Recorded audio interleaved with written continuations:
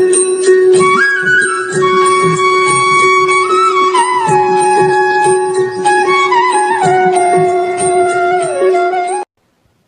சாய்ராம். அன்பு குழந்தையே, வாழ்க்கையில் நீ ஜெயிப்பதற்காக எவ்வளவோ வழிமுறைகளை உனக்கு கற்பித்திருந்தேன். எனது அறிவுரைகளில் எதையெல்லாம் கேட்டு உன்னை நீ சரிப்படுத்தி கொண்டாயோ அதிலெல்லாம் நீ ஜெயித்திருக்கிறாய். நீ வெற்றி மீது வெற்றி பெறும்போது உன்னை பார்த்து பூரிப்பில் நான் மௌனம் காத்தேன். இப்போது மேலும் மேலும் வெற்றிகள் உன்னை வந்தடைய வேண்டும் என்பதற்காக நான் மௌனம் களைகிறேன். நான் யார் மூலமாக வேண்டுமானாலும் பேசுவேன், எந்த விதத்திலும் பேசுவேன். கேட்பதற்கு நீ தயாராக இருக்க வேண்டும் என்று அடிக்கடி வலியுறுத்தி சொல்லி வந்திருக்கிறேன்.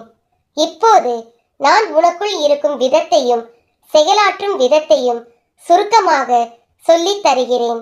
என் பேச்சை மறுக்காமல் நம்பு. ததாஸ்து என்ற வார்த்தையை நீ கேள்விப்பட்டிருப்பாய். அப்படியே ஆகட்டும் என்பது இதற்கு பொருள். நீ என்னை எந்த வடிவிலான இறைவனாக கும்பிட்டாலும் நான் உன்னை வாழ்த்துவதும் என்னிடம் எதை கேட்டாலும் அதற்கு பதில் தருவதும் இந்த ததாஸ்து என்ற ஒற்றை வார்த்தையில்தான். உனது கிரக தேவதைகள், குல தேவதை, பித்ருக்கள், மற்ற தேவர்கள் என உன்னை சுற்றி காவல் செய்கிற அனைவரையும் இதே வார்த்தையை சொல்லி உன்னை ஆசீர்வதிக்க பணித்திருக்கிறேன். ஆகவே அவர்கள் அனைவரும் நீ எந்த வார்த்தையை முதலில் சொல்கிறாயோ அந்த வார்த்தையை காதில் வாங்கிக் கொண்டு ததாஸ்து என்பார்கள். என் மீது மாறாத பக்தி செய்கிற உனது அடிமை நான், உனது சேவகன் நான், உனது நலம் விரும்பி நான். இதைத்தான் பலமுறை சொல்லி இருக்கிறேன். நீ என்ன சொன்னாலும் இல்லை என சொல்லாமல் சரி என தலையாட்டுகிற இடத்தில் இருக்கிறேன்.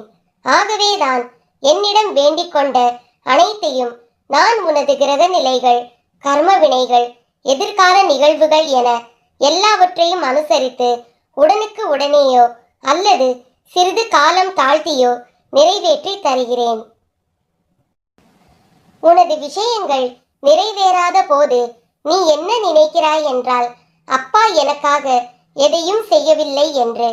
உண்மை அதுவல்ல. நீ என்ன கேட்கிறாயோ அதை நிறைவேற்றுவதற்காக நான் உண்மையாய் உழைக்கிறேன் என்பதுதான் நிஜம். உன்னை பொறுத்தவரை நான் ஒரு பித்தன். உன் மீது அளவு கடந்த அன்பு கொண்டிருக்கிறேன். உனது அன்பென்னும் போதையில் என்னை மறந்து கிடக்கிறேன். இதனால் நீ சொல்லுகிற முதல் வார்த்தையை காதில் வாங்கியதும் அப்படியே ஆகட்டும் என நிறைவேற்றுகிறேன்.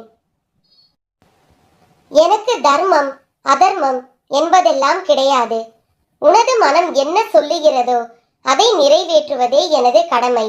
ஏனெனில் நான் பரிபூரணமாக இருப்பதை போல நீயும் பரிபூரணமாக இருக்க வேண்டும் என்பதற்காக செயலாற்றுகிறேன். அப்பா, செல்வம் பெற வேண்டும் என கேட்டால் உனக்கு செல்வம் வரும் வழி என்னவெல்லாம் இருக்கிறதோ அதையெல்லாம் சரி செய்து கொண்டு வருவேன். நல்ல வேலை கிடைக்க வேண்டும் என வேண்டினால் நல்ல வேலை கிடைக்கும் வழிகளை உருவாக்குவேன். நல்ல வாழ்க்கை வேண்டும் என கேட்டால் அதையும் அப்படியே நிறைவேற்றுவேன். அப்பா, பொய் சொல்கிறீர்கள். நான் கஷ்டப்படுகிறேன். விடுதலை செய் என கேட்டு பிரார்த்தனை செய்கிறேன். நீங்கள் கண்டுகொள்ளவே இல்லை. மேலும் மேலும் கஷ்டம் என்னை சூழ்ந்து கொள்கிறது. கடன் தொல்லை தாங்க முடியவில்லை. காப்பாற்றுங்கள் என கேட்கிறேன். நீங்கள் மீட்கவில்லை. மாறாக செய்யாத ஒன்றை செய்வதாக பொய்யான விஷயத்தை இப்போது என்னிடம் பேசுகிறீர்கள் என்று தானே சொல்லப் போகிறாய்? நான் பொய் சொல்வதில்லை. சத்தியத்திற்கு மாறான விஷயங்களை செய்வதும் இல்லை.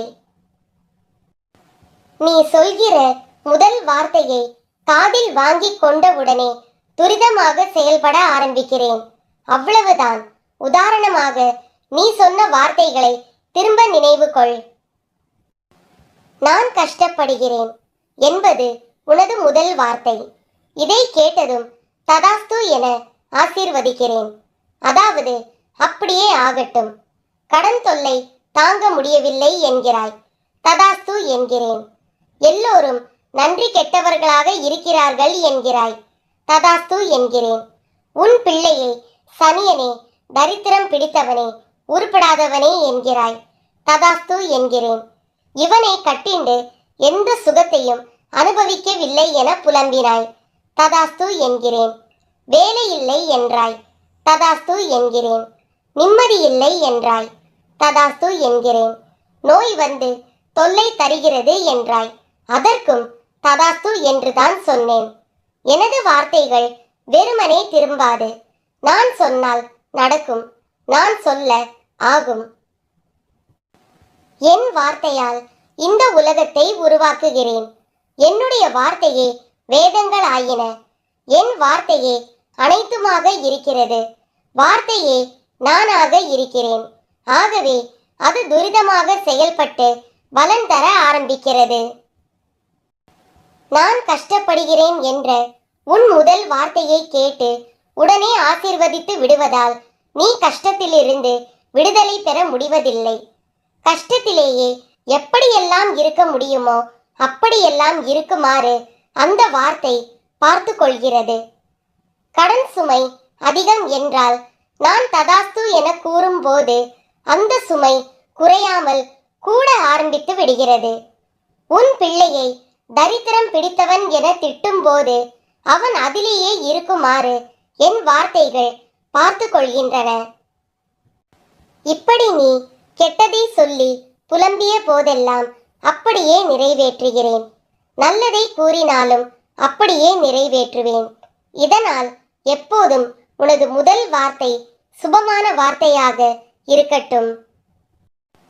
அறிவில்லாதவனே என குழந்தையை திட்டாதே.